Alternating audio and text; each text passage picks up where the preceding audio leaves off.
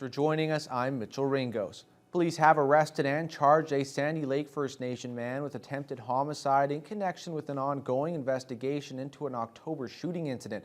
Thunder Bay police were dispatched to the area of Pearl Street and Cumberland Street just after 1:55 a.m. on Sunday, October 30th, following reports of possible gunfire, where police learned a male suspect was arguing with the 29-year-old male and pulled out a handgun, shooting at the fleeing victim.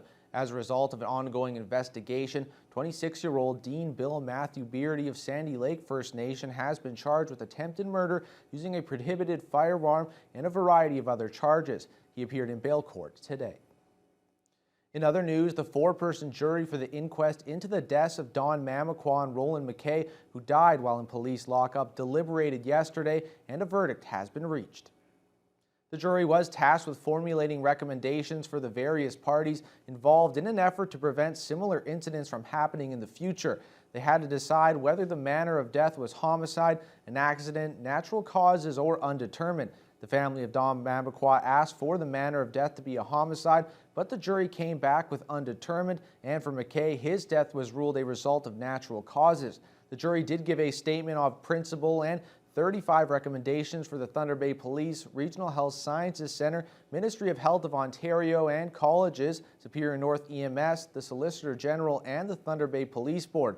We were able to catch up with Asha James, who is surrounded by the families she represented. I respect the jury and their hard work. They were at it a long time, and I'm sure it wasn't an easy decision for them.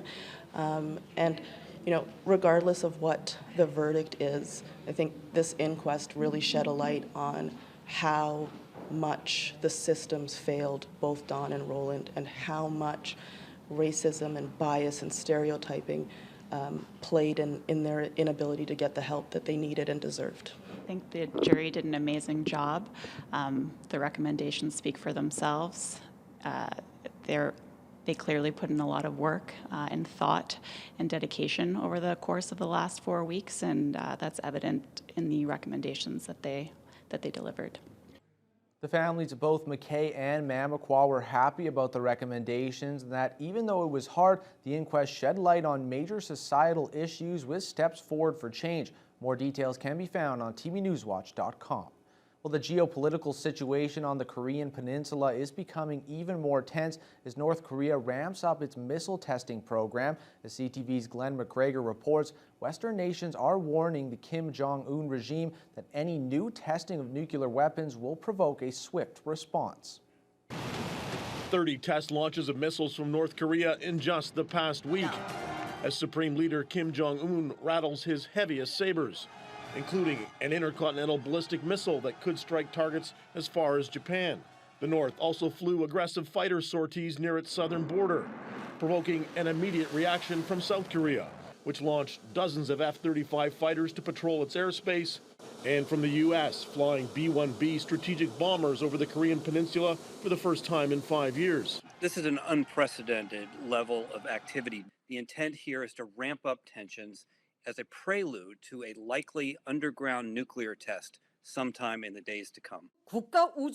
Through state media, the Kim regime said the heightened action is a response to the U.S. decision to extend joint exercises with the South, what it calls military confrontation hysteria. The conflict in the skies highlighted deep divisions on the UN Security Council, drawing condemnation from the U.S. and other allies. And 13 council members have joined in voting to impose cost on the DPRK that would impede its unlawful weapons of mass destruction.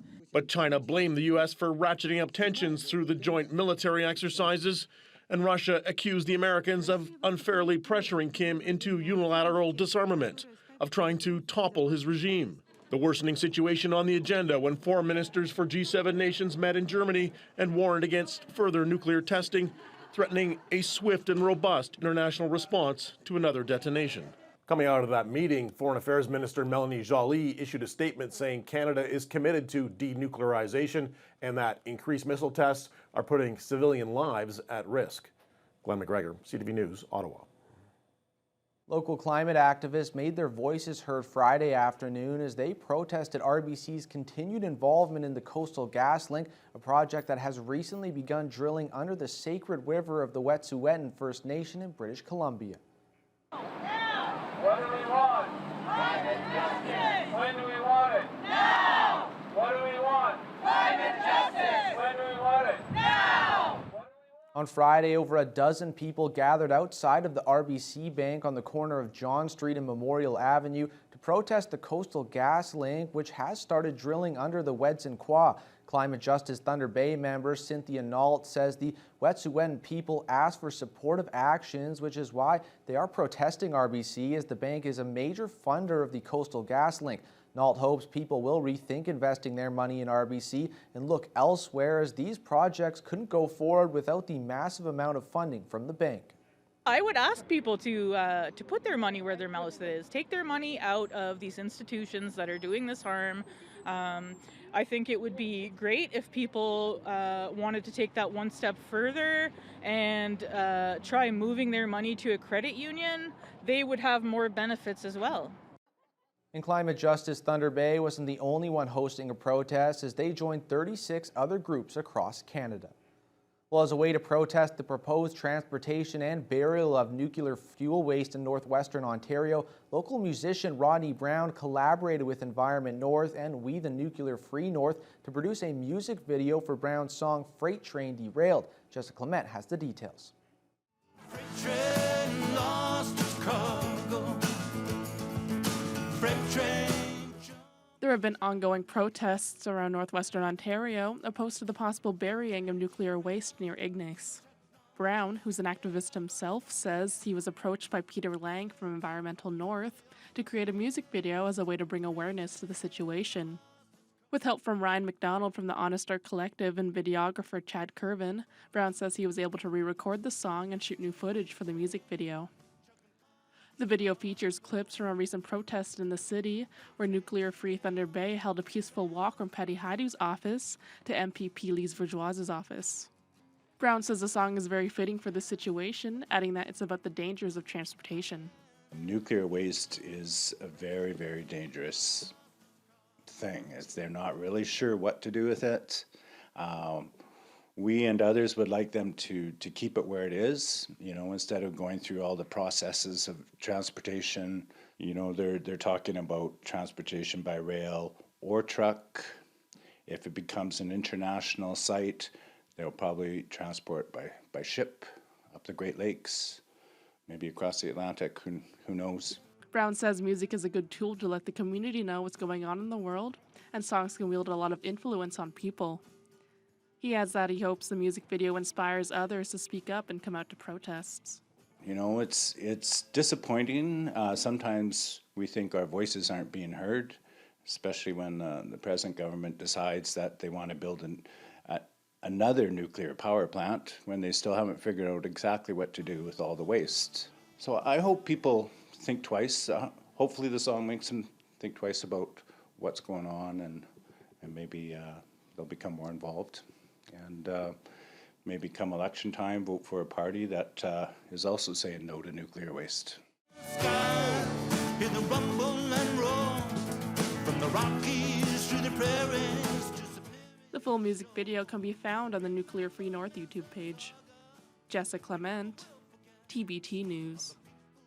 A generous donation was made this week to a pair of local elementary schools. The Kiwanis Club of Thunder Bay partnered with Staples and donated over $7,500 to McKellar Park in Corpus Christi as part of their annual school support program. The two schools were presented with a big check, which will be split equally, with each school receiving over $3,700. The money will be used to purchase school supplies and learning resources for their students. Staples General Manager Lisa Toms has been involved in the partnership with the Kiwanis Club for the past 14 years, and she always looks forward to their school support program. This is one of the most special days when we can give back to the community, to our school boards, and allow kids to thrive. That's what it's all about, giving kids opportunity to be able to have the resources necessary to get a good education. We are absolutely over the moon. When I did let the staff know and the kids know, they immediately asked me, Mrs. Gertuga, are we going to be getting iPads? And I said, yes, we're going to be complementing the iPads that we do have in school right now. Our students come from very, very different backgrounds. We're a very multicultural school. There are a lot of needs in our schools, so we're very pleased to have the access to the funding so that we can support our students. Scuzo adds the funds will support Corpus Christi's deep learning initiatives, while Gertuga says McKellar Park School will now have extra iPads for the math and reading courses. Well, Lakehead University invited prospective students to its campus this afternoon to explore and learn more about the university's academic programs at the Fall Open House. Over 200 students and supporters from the city and surrounding area registered to attend the event. Visitors were able to tour the campus, gain insight about the different programs offered, and sit in on informational sessions which spoke about topics like financial aid, bursaries, and student supports. Attendees were also able to speak directly with faculty and current students about campus life and classes.